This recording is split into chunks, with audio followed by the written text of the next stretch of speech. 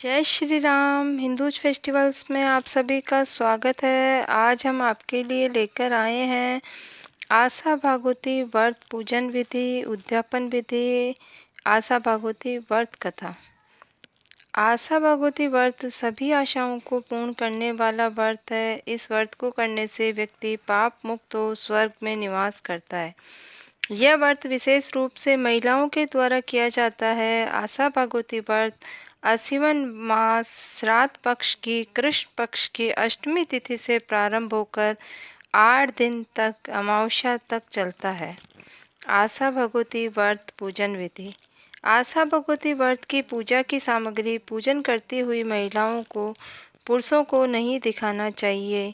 पूजा का स्थान ऐसे स्थान पर रखें जहां घर के पुरुष नहीं जाएं।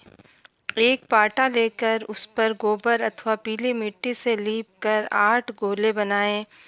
इन 8 कोनों पर 8-8 धूप, 8-8 रुपये, काजल, मेहंदी, रोली, मोली, एक-एक फल सभी कोनों पर चढ़ावें। 8 कोनों पर दीपक जलावें।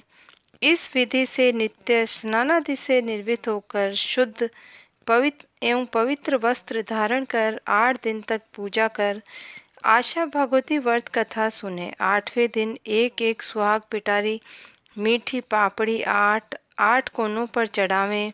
8 पापड़ी मैदे से बनी मीठी पापड़ी का बायना निकालकर सासू जी को देवें। 8 पापड़ी आप स्वयं खाएं। यह व्रत 8 वर्ष तक किया जाता है। 90वें वर्ष में उद्यापन कर देवें। आशा भगवती व्रत उद्यापन विधि। जिस वर्ष में उद्यापन करना हो उस वर्ष 8 सुहाग पिटारी में काजल, बिंदी, चूड़ी, मेहंदी, बिछिया, साड़ी, ब्लाउज, पेटीकोट का एक बेस, दर्पण, खंगा, सिंदूर, रोली आदि श्रद्धा एवं सामर्थ्य अनुसार रखकर उसमें 4 मीठी व 4 फीकी पापड़ी रखकर इन पर 7 बार हाथ फेर कर 8 सुहागन स्त्रियों को भोजन करवा कर दे देवें। आशा भगवती व्रत की कहानी। हिमाचल नाम के एक राजा थे जिनके 2 पुत्रियां थी। एक का नाम गोरा और एक का पार्वती था। एक दिन राजा के मन में सवाल आया कि मेरे राज्य की प्रजा किसके भाग्य का खाती है। राजा ने सबसे पूछा। सबने एक ही जवाब दिया, महाराज आपके भाग्य का। तब राजा ने अपनी दोनों पुत्रियों को बुलाया और पूछा, गोरा पार्वती तुम किसके भाग्य का खाती हो? गोरा ने कहा मैं आपके भाग्य का खाती हूँ और पार्वती ने कहा मैं मेरे भाग्य का खाती हूँ। इससे राजा ने क्रोधित मन से गोरा का विवाह राज परिवार में और पार्वती का विवाह शिवजी के साथ कर दिया। शिवजी पार्वती को लेकर कैलाश पर चल दिए। रास्ते में जहाँ भी पार्वती का पैर पड़ता वहाँ धूप जल जाती।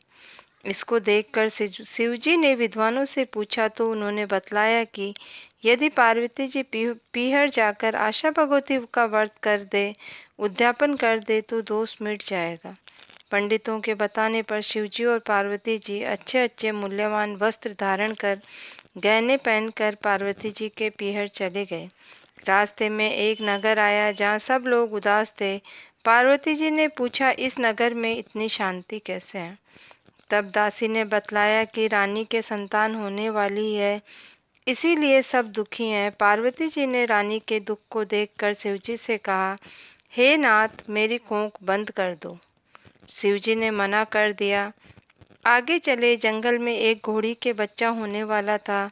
घोड़ी दर्द से तड़प रही थी। पार्वती जी ने फिर जिद कर ली, हे प्राणनाथ मेरी कोख बांध दो।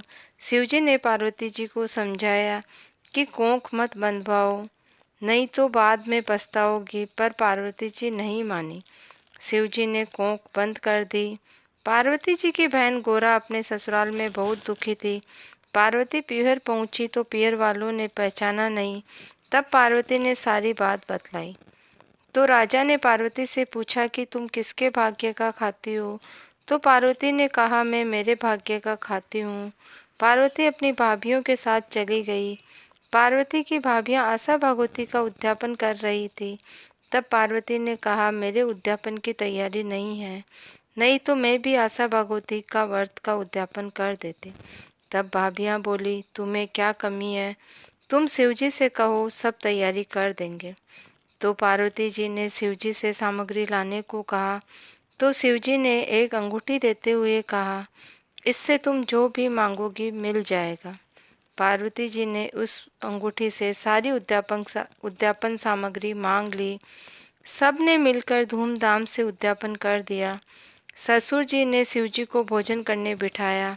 भोजन में अनेक प्रकार के पकवान परोसे। सब लोग कहने लगे, पार्वती जी के तो सब प्रकार का आनंद है, ये तो अपने भाग्य से राज कर रही है। शिवजी ने रसोई की सभी खाद्य सामग्री समाप्त कर दी। पार्वती जी ने सब्जी खाकर पानी पी लिया और अपने पति के साथ अपने घर की ओर चल पड़ी। इसके बाद जो धूप सूख गई थी वह हरी हो गई। शिवजी ने सोचा, पार्वती का दोष मिट गया। उसी नगरी में आए जहाँ रानी के पुत्र होने वाला था। रानी ने भी वहाँ रानी कुआं पूजने जा रही थी। सब लोग नाच गा रहे थे।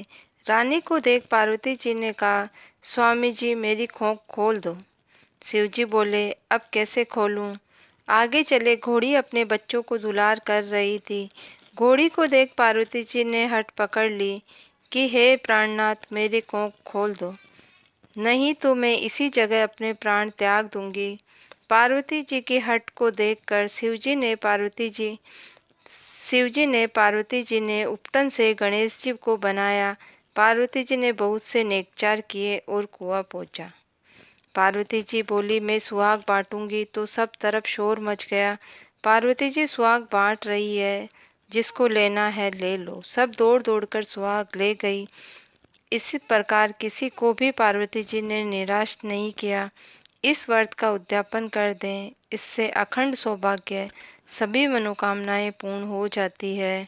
जय बोलो आशा भागवती माता की जय।